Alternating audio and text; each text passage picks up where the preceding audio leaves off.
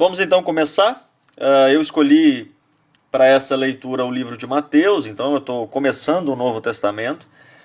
Só para vocês entenderem, eu estou fazendo a leitura da Bíblia NVI, que é a nova versão internacional, é uma versão que as palavras são mais próximas do nosso contexto, é mais contemporânea, é mais moderno, enfim, a gente consegue entender, todas as pessoas, né, praticamente conseguem entender. Então vamos lá. Nessa versão, ela tem, no início de cada livro, a explicação, a contextualização histórica, fala sobre os autores, e eu vou sempre ler o que está escrito aqui. E depois eu já começo a leitura do livro em si, tá bom? Então vamos lá, Mateus. Os pais da igreja primitiva concordavam unanimemente que Mateus, um dos 12 apóstolos, foi o autor desse evangelho. No entanto, o resultado de estudos críticos na atualidade, sobretudo os que ressaltam a hipótese da dependência de Mateus em relação a Marcos para boa parte do seu evangelho, tem levado alguns estudiosos a abandonar o conceito da autoria de Mateus. Perguntam-se, por que Mateus, testemunha ocular dos fatos da vida do nosso Senhor, dependeria tanto do relato escrito por Marcos? A melhor resposta parece ser que Mateus concordava com ele e queria demonstrar que o testemunho apostólico a respeito de Jesus não era dividido. Mateus, cujo nome significa dádiva do Senhor, era um cobrador de impostos que deixou o seu serviço para seguir a Jesus. Isso está lá no capítulo 9, do versículo 9 até o 13, tá? Em Marcos e em Lucas é chamado por seu outro nome, Levi. Sobre a data e o local de composição do livro. A natureza judaica do Evangelho de Mateus pode fazer supor que tenha sido escrito na Palestina, embora muitos pensem que foi gerado na Antioquia da Síria. Alguns, com base em suas características judaicas, sustentam que foi escrito no período da Igreja primitiva, possivelmente no começo da década de 50 depois de Cristo, quando então a Igreja em grande parte judaica e o Evangelho era pregado somente aos judeus. Aqueles, no entanto, para quem Mateus e Lucas aproveitaram muitos trechos do Evangelho de Marcos, atribuem-lhe a data posterior, depois de este já ter estado em circulação por algum tempo. Por isso, alguns acreditam que Mateus teria sido escrito em fins da década de 50 ou no começo da década de 60 depois de Cristo. Outros, para quem Marcos foi escrito entre 65 e 70, situam Mateus em fins da década de 70 ou ainda mais tarde, lembrando tudo depois de Cristo, tá? Destinatários, para quem que se destinou, enfim, esse livro de Mateus?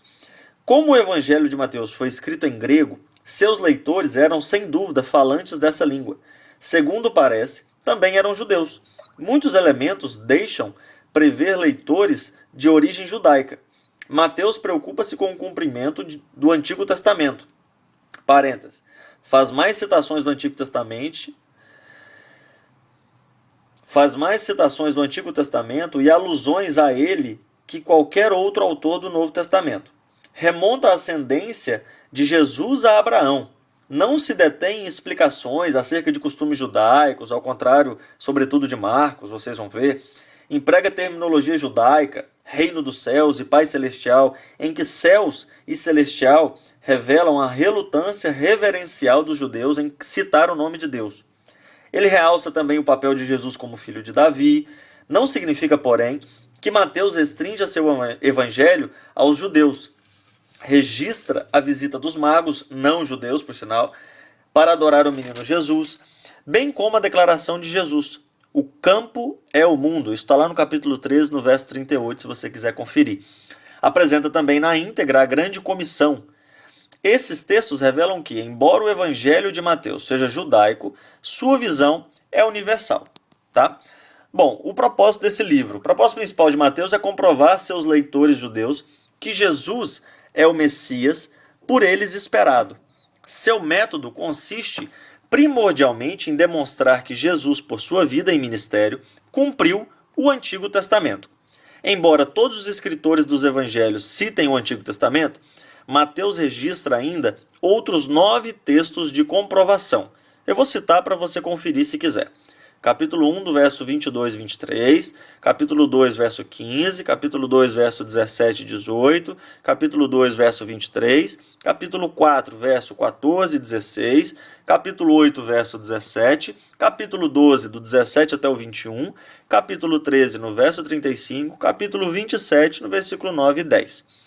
Para ressaltar seu tema básico, Jesus é o cumprimento das predições do Messias feitas no Antigo Testamento. Mateus até mesmo considera a história do povo de Deus no Antigo Testamento recapitulada em alguns aspectos da vida de Jesus. Para levar a efeito seu propósito, Mateus também sublinha a linguagem davídica de Jesus. Qual que é a estrutura desse livro? Para a gente entender como que ele construiu toda essa história. A estrutura. O modo de dispor a matéria revela um toque artístico. O evangelho inteiro é narrado em torno de 5 grandes discursos. Capítulo 5 ao 7, capítulo 10, capítulo 13, capítulo 18, capítulo 24 e 25. Fica claro que essa disposição é premeditada, porque cada discurso termina com um refrão, quando Jesus acabou de dizer essas coisas, ou palavras semelhantes. As sessões de narrativa, em cada caso, servem de introdução apropositada aos discursos. O Evangelho tem um prólogo adequado e um epílogo inspirador. Essa divisão em 5 partes pode deixar prever também que Mateus usou o Pentateuco, que são os 5 primeiros livros do Antigo Testamento, como modelo da estrutura do seu livro. É ainda possível que esteja apresentando o Evangelho como uma nova Torá e Jesus como um novo Moisés, só que maior. Bom, essa foi a apresentação que a Bíblia Nova Versão Internacional contextualiza aqui do livro de Mateus. No próximo vídeo você já vai começar a ouvir o primeiro capítulo de Mateus. Espero que você goste. Grande abraço. Compartilhe esse vídeo nas suas redes sociais. Se inscreva no canal e fica na paz. Abraço.